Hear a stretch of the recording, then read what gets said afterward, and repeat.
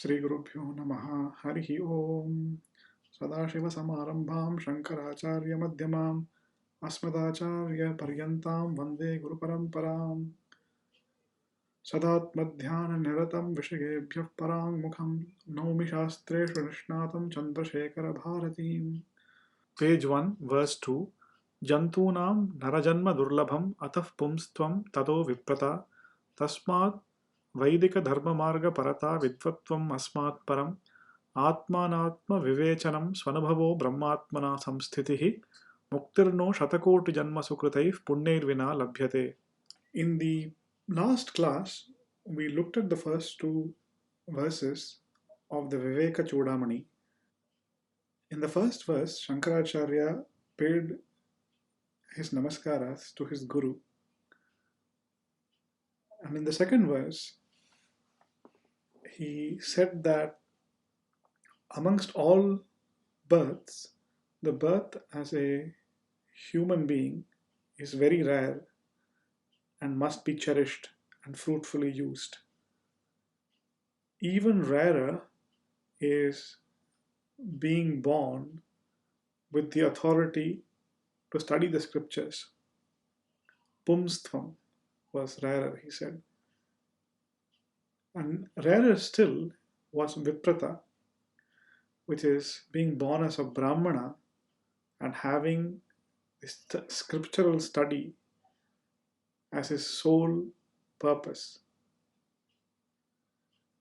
Following the practices enjoined in the Veda, Tasmat Vaidika Dharma Marga Parata, was rarer still, and Vidvatvam, a thorough understanding of scriptures, was rarer even than following a Vedic way of life.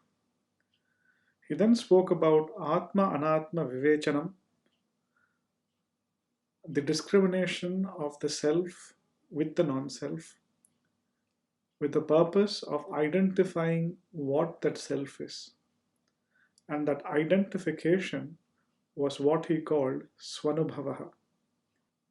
That is Brahmagyana, and living a life on the basis of that Brahmagyana, abiding in the knowledge of the identity of the Brahman with the self, was the ultimate aim and the highest culmination point of all human endeavor. Therefore, he had said that to achieve mukti, it is impossible without the punya accrued over several crores of life. Muktirno shatakota janma sukritaiv punyair vina labhyate. We had seen this much in the last class. Now, we will look at the invocatory verses composed by the commentator to the Vivekachudamani, the 34th Acharya of the Sringeri Sharada Peetham, Jagadguru Srimad Chandrashekhara Bharati Mahaswaminah.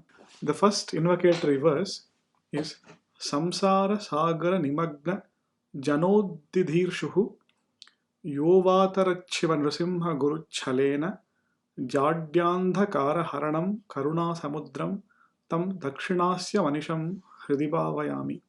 The 34th Acharya of the Sharada Peetham is paying his namaskaras to his guru, Jagadguru Srimad Satchidananda Shivabhinava Nrsimha Bharati Swaminaha. And he says, I worship incessantly in my heart Dakshinamurti, the Adi Guru, Shiva himself in the Guru form, who is said to be the first propagator of Advaita Vedanta.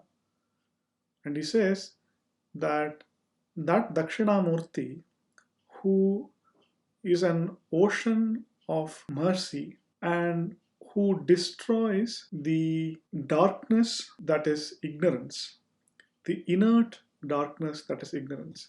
Jadyandhakara haranam, he says. And the reason why he says Jadyandhakaram is because ignorance is like a form of darkness, a blindness that hides the true nature of the self from the intellect. And the nature of that darkness is that it is like an inert covering on a lamp. And when that covering on that lamp is removed, the lamp automatically shines. Nothing else is required. All that is required is to remove that covering. And the inertness of that covering is mentioned in contrast to the consciousness, which is the self. So, to draw a distinction between the ignorance and the self, Jagadguru Srimad Chandrashekhara Bharati Mahaswaminah uses the phrase Jadyanthakara.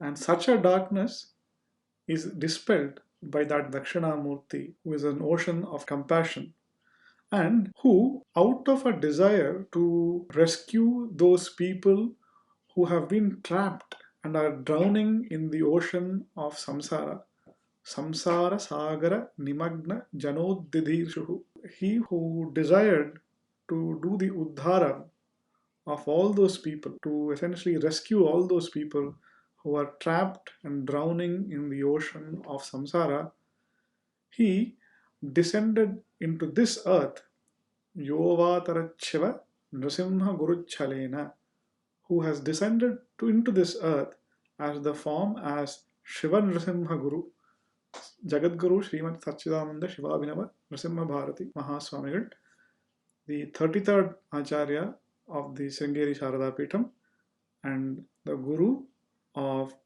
Jagadguru Chandrashekhara Bharati Mahaswamigal. The second verse is Jnana Swarupe Vagdevi Bhagavatpada Pujite Chudamanim Vivekadim Vyakurushva Mukhan Mama. He says, O goddess of speech, Vagdevi, who is the embodiment of Jnana, wisdom, intelligence. Jnana Swarupe Vagdevi Bhagavatpada Pujite, who has been worshipped by Adi Shankara Bhagavatpada.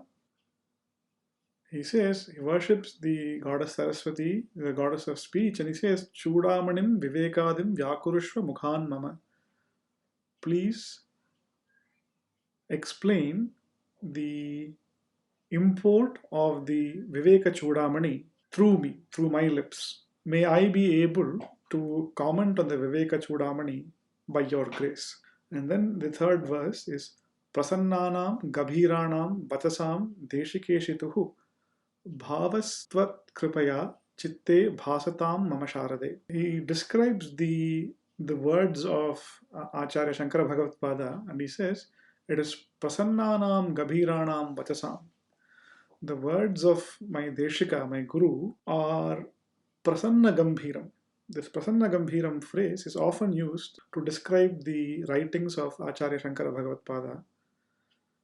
And the meaning of that phrase is that Shankara Bhagavatpada writes in a manner which is relatively simple and people are able to easily understand.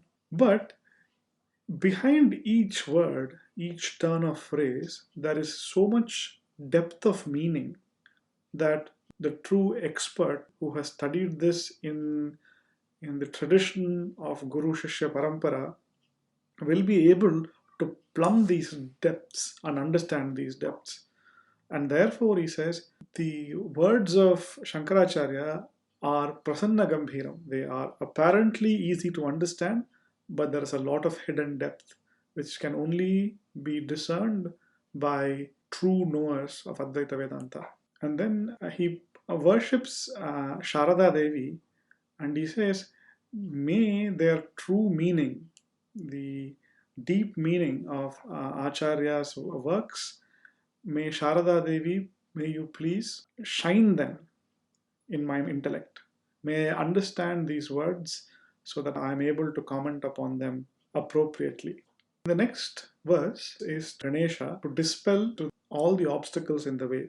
He says, Ratnagarbha Ganeshana Vignadvanta Vibhakara Nirvignam Purayasvemam Vyakhyam Karunya Shevadhe. O Ratnagarbha Ganapati, you are the sun who dispels the darkness that is the obstacles. You are a treasure trove of mercy, Karunya Shevadhe. Bless me to complete this commentary without any obstacles coming in my way. The next verse is Chandramaulishvara Vibho Brahmavidya Samashrita Swanubhutim Prayachashu Chinmudra Vilasatkara. O Chandramoulishwara, you who have Brahma Vidya, the knowledge of Brahman in the form of Uma as your consort. As Shankaracharya says in the Kenopanishad Vakya Bhashya, he says, Umaiva himavato duhita haimavati nityameva sarvajnana ishwarena saha vartate iti. This equation of Uma with Brahmavidya occurs in the Kenopanishad, wherein Parvati, Uma Haimavati, appears in front of Indra as in a flash. And there she represents Brahmavidya. Shankaracharya in that context says Uma is the constant companion of Ishvara. So the usage in this Mangalacharanam by Jagadguru Srimad Chandrashekhara Bharati Mahaswaminah reminds one of the Kenopanishad and Adi Shankara Bhagavatpada's Bhashya. Coming back to the Mangalacharanam, the Jagadguru says that Chandramoulishwara, Lord Shiva, who has the moon, the crescent moon, as his ornament in his head, he says he is displaying the Chinmudra. The Chinmudra is essentially the thumb and the index finger joined together, and the other three fingers held up in the form of a tree. The Chinmudra is a symbol of wisdom, where the thumb and the index finger represent Ishvara and the Jiva, and them being joined is representative of the identity of the Jiva with the Ishvara and the one Atma Tattva that is essentially appearing as the Jiva and the Ishvara. And the other three fingers that are held up represent the fact that the Atma is distinct from the three bodies represented by the three fingers. Essentially, the three fingers represent the Sthula Sukshma Karana Shariras, the physical, the subtle, and the causal bodies. More about it will be discussed in later verses of the Vivekachudamani. But the Chinmudra, essentially, in that one symbol, represents the entirety of Advaita Vedanta and is therefore a denoter of wisdom. The Jagadguru says that Chandramoulishwara, I pray to you that you bless me with the realization of the truth in the form of personal experience. So, with these invocatory verses, Jagadguru Srimad Chandrashekhara Bharati Mahaswamigal starts the commentary proper of the Vivekachudamani. And he starts commenting from the second verse, starting with Jantunam Narajan Durlabham. We will start by reading that commentary. Bhagavad Gitasu Ashocyan Anvashochastvam Pragyavadamscha Bhashase Gatasun Agatasunshcha Nanushocanti Panditaha Iti Shlokavate Vivekachudamani Prakarana Pratipadya Kritsnartha Sangrahakoyam Shlokaha Jantunam Ityadihi.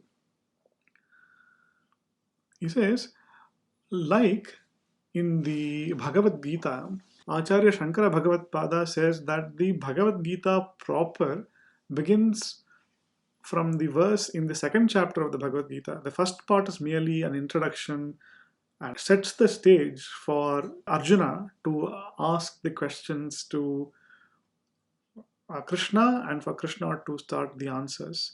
And so the real teaching starts from the Ashocyan Anvashochastvam verse of the Bhagavad Gita in the second chapter.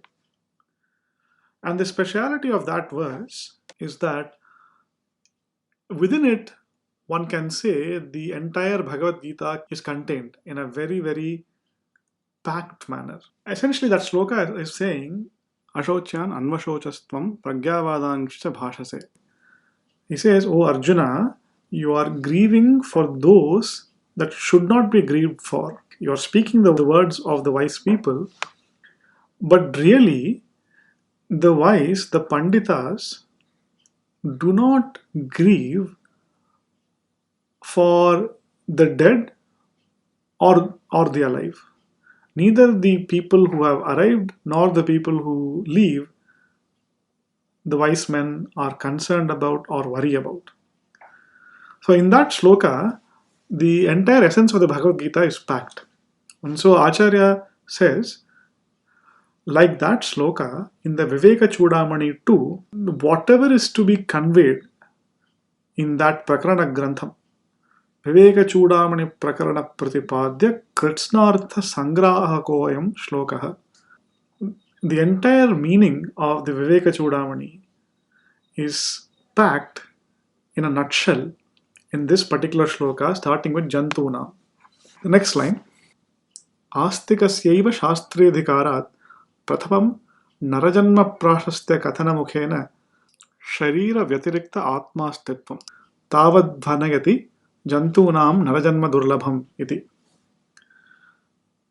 Acharya is saying that only the person who is an astika has the right to study the scriptures, and therefore through the medium of praising the human birth, what is being conveyed by Adi Shankaracharya in the second verse is that there exists a soul that is distinct from the body. And that is what is conveyed by the verse Jantunam Narajanma Durlabham iti. Normally, if someone says, I am an astika, he means that I believe in the existence of Ishvara, God. But if one is quite ritualistic, etc., astika can also mean one who believes in the karma theory and in multiple births and in reincarnation. That is also another possible meaning. From a Vedanta perspective, astikatvam means the acknowledgement of the existence of an atma, of a self other than the body. So that is what astikatvam means. Astikyam is what that means. Therefore, the statement Astikasyaiva Shastridhikarat is what is known as a Sutra Vakyam. Now, in a very, very condensed form, Jagadguru Srimad Chandrashekhara Bharati Mahaswaminah is saying that only those that believe in the existence of a soul independent from the body are eligible to study the scriptures. And then, having said that in a very, very short, concise format, he is then going to move forward and look at why that is the case. So, he quotes from the Sharirika Bhashya, which is the Brahma Sutra Bhashya of Shankara Bhagavatpada. He says, Uktam cha Sharirika Bhashye Shastriye tu Vyavahare Yadyapi Buddhipurvakari Naviditva Atmanaha Paraloka Sambandham Adikriyate iti. As Adi Shankara Bhagavatpada has said in his Brahma Sutra Bhashya, the truly wise man will not have the pravritti, will not have the inclination to perform the various rituals that have been enjoined in the Veda without having the knowledge and the conviction of the existence of a soul that is independent from the body. And the reason why he says that, if I am performing a ritual and the result of the ritual is that I will be able to ascend to heaven after my death. Now, only a person who believes that there is something that survives death of the body and can therefore get the benefit of attaining heaven, which cannot be attained with the human body. It has to be only after the human body has died. The performance of the ritual presupposes the conviction of the Yajamana that there is a soul which is independent from the body, which survives death, which can then travel to heaven and enjoy the benefits of heaven. And therefore, without such a conviction in place, there will be no inclination to perform the rituals that have been outlined in the Vedas. Thus, the very fact that the ritual has been performed indicates the existence of the Atma. Now, the next sentence, Jantunam, Janana Shilanam, Praninam, Narajanmam, Manushyakam, Durlabhamiti. the Jagadguru is saying, amongst all the jantus, and by the word jantu, it means janana shila, those who are subject to birth and therefore death, are amongst such living beings, praninam, the narajanma or a manushakam, meaning a human birth, is durlabham, is very rare indeed. Now, why is it rare? That we will see in the next class. With this, we will briefly pause and consider the rest of the Vyakhya in the next session. Thus far, we have seen the Mangalacharanam for the Vivekachudamani and the Mangalacharanam for the Vyakhya, and we have started to look at the commentary on the second verse.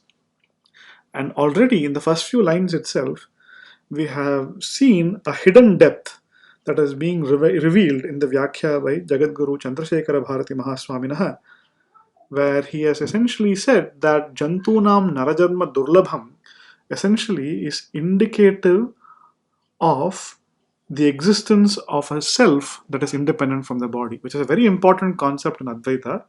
And we will see what else the Jagadguru helps us to discover in the second verse. Namaste. पूर्णमदः पूर्णमिदं पूर्णात् पूर्णमुदच्यते पूर्णस्य पूर्णमादाय पूर्णमेवावशिष्यते. ॐ शान्तिः शान्तिः शान्तिः.